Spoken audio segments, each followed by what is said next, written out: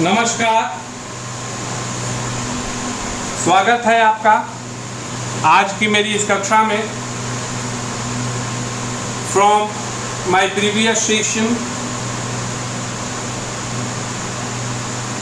I started chapter number 6, non other than major landforms.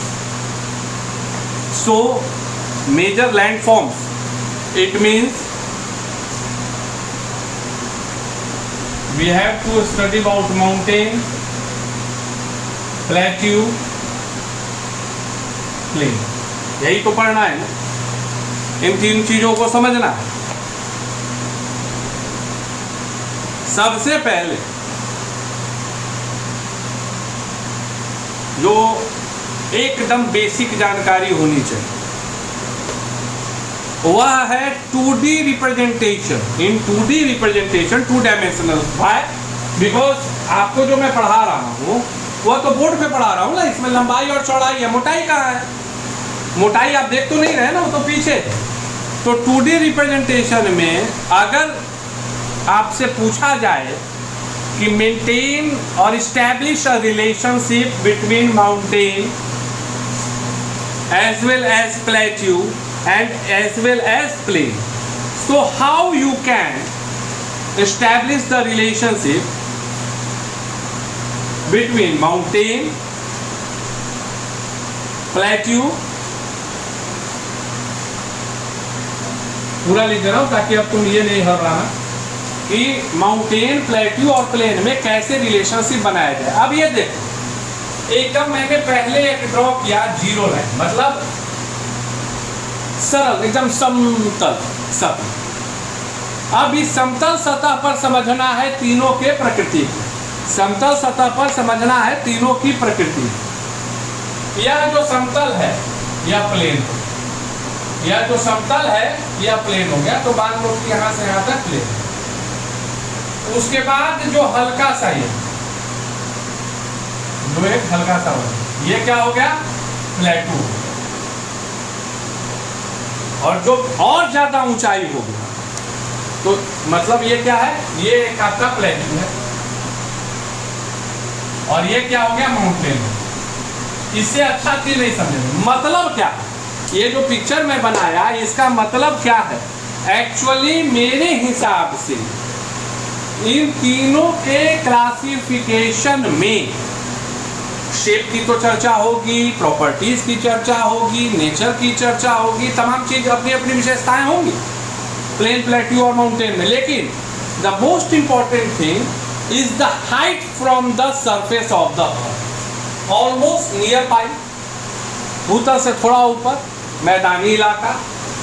Again you are seeing the height increases and again you are seeing the height increases. मतलब ऊंचाई जो है ना, ये तीनों के क्लासिफिकेशन का एक बहुत बड़ा आधार। ऊंचाई जो है इन तीनों के क्लासिफिकेशन का बहुत बड़ा आधार। Now we are going to start over the mountain. अब हम लोग माउंटेन को समझें। सबसे पहला चीज माउंटेन का जो ये है, ये चीज तो याद रखना है कि यह स्ट्रक्चर जो रहता है ऐसे, मतलब पीक, चोटी होती है। पर्वत में चोटी होती है, पर्वत में चोटी होती है, चोटी को ही पीक कहा जाता है।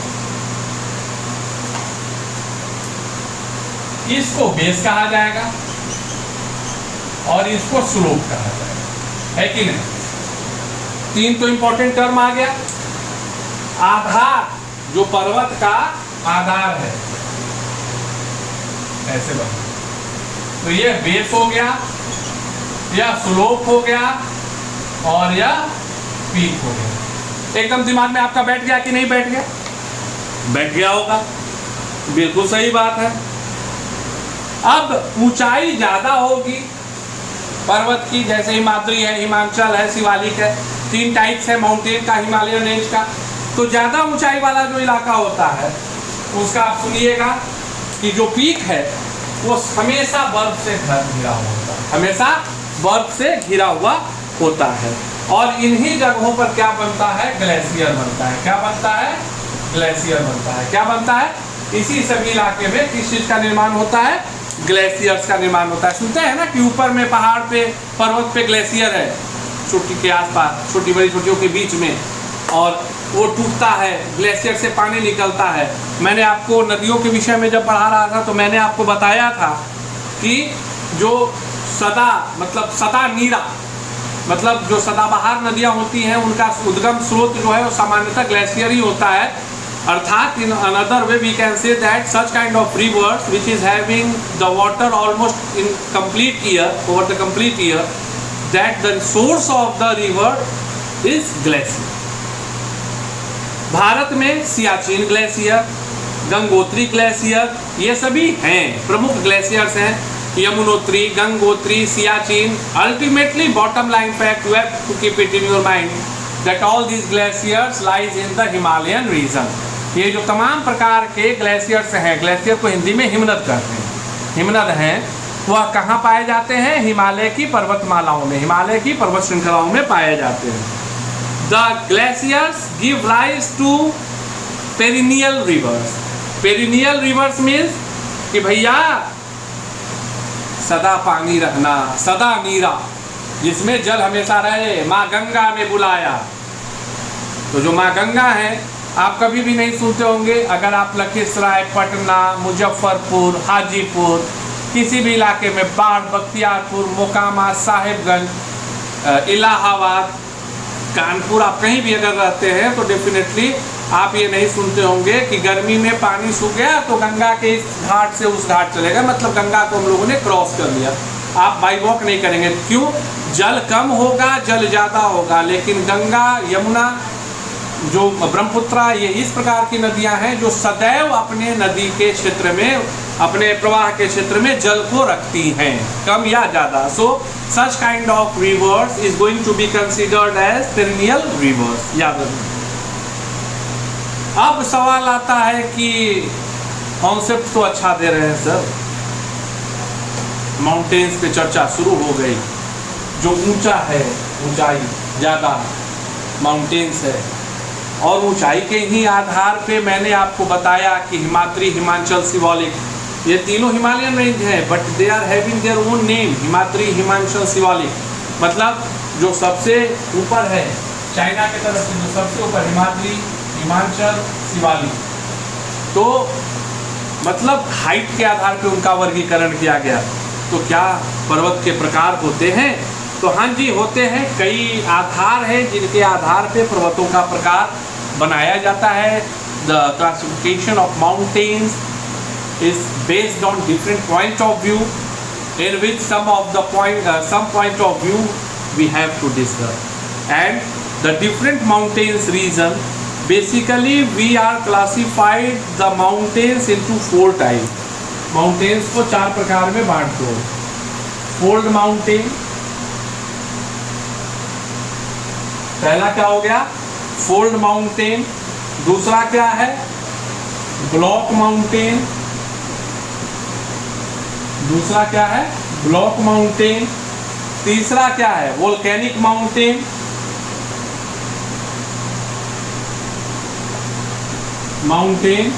और चौथा क्या है? Residual mountain. Residual mountain. याद रखना है कि there are 4 major classifications of mountain: fold mountain, block mountain, volcanic mountain and residual mountain.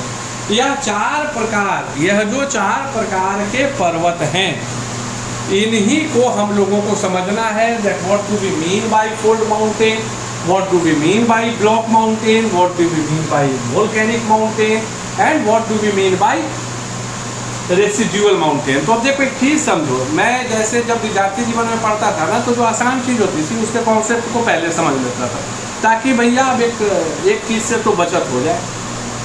तो फोल्ड का तो भी दिमाग में नहीं होगा, ब्लॉक का भी दिमाग में नहीं होगा, रेसिडुअल भी दिमाग में नहीं होगा। वोल्केनिक आ रहा है, वोल्केनो, ज्वालामुखी, बड़ा कॉमन वर्ड है, वोल्केनो, ज्वालामुखी। तो वोल्केनिक माउंटेन का मतलब क्या होता है?